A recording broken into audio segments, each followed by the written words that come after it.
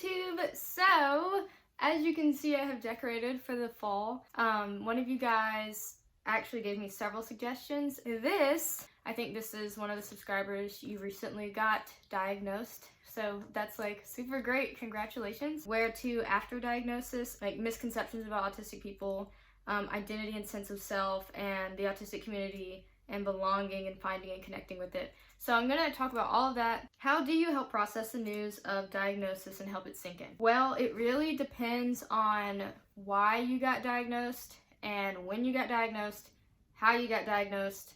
I mean, there's so many different factors that could affect this. I kind of knew, I think a lot of people who go and get assessed that are already adults, we kind of just have a feeling, especially like how much information there is out there. It's kind of like you're more prepared.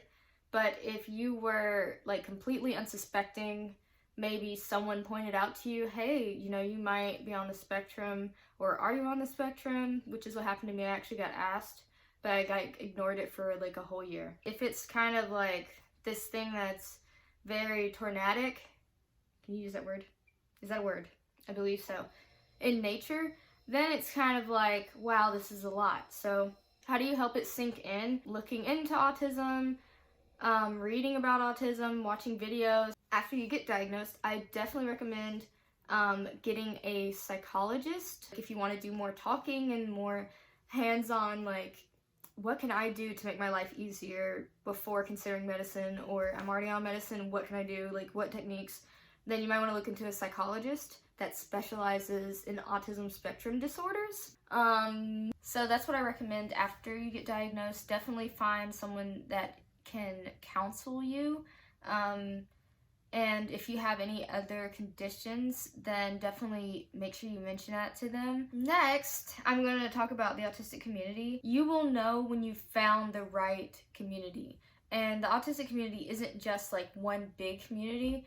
It is a very big community, but it's also got different, you know, like environments, I guess. So, and those environments are different platforms, and the conversations are different on each one. As far as in person, I would do a lot of Google searches in your area to see if there are like any physical meetups. I know for sure that there are support groups for people who have children that are autistic, but I'm not super sure about the prevalence of actual autistic run groups. And then the last question, the misconceptions about autistic people.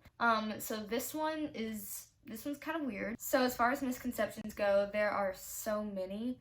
And I think one of my favorite misconceptions my phone is still shaking. One of my favorite misconceptions is actually this belief that all autistic people can do is solve puzzles and do math. So, you know, there's misconceptions like that I would love to bring up now, you know, and then there's also the misconception that we can only go so far, you know? Like, I've done those reaction videos where the person who's autistic has to prove themselves, like, I put together this puzzle, look at how good I am at being accepted, like, I'm a human, guess what, guys, I can solve a puzzle, so now I'm a human, like, now, like, we shouldn't have to do things to be seen as capable. Like, we understand that not every child is going to be a mathematician, not every child's going to be a hip-hop dancer that like travels the world and ends up on So You Think You Can Dance.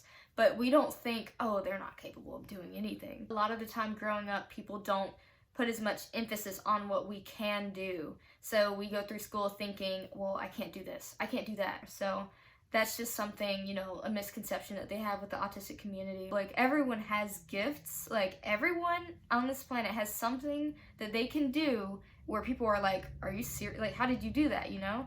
And I think that is not something that is exclusive to the neurotypical population. And it is definitely super strong in the neurodivergent population. Our gifts just show up in ways that I think people don't see. But we are very, very integral to society with our skills and our gifts. So I think that's really cool. It's just a misconception. Just because we might have shortcomings in the things that people expect us to do the best doesn't mean that we aren't capable of things that literally hold the world together, okay? And that's it. So I hope that you guys enjoyed this video. Thank you so much, Annie, for suggesting these. I had to read it and see if there was like another question. I think I got it. I think I got it all.